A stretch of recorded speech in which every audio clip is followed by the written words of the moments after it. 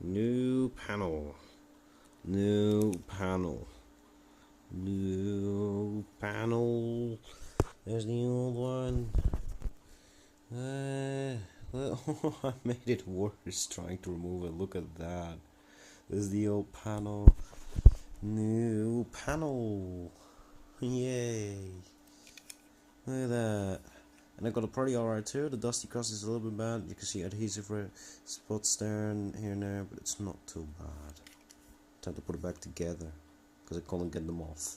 Just put something heavy on the Omnipod screen. If you look here, you can see some things and everythingy things. And there's the Omnipod with the new panel. New LCD I just added in there. I got it reasonably well. You can still see a little bit of adhesive marks on the screen, but honestly it's almost perfect. If you ignore the adhesive marks, it just looks factory really.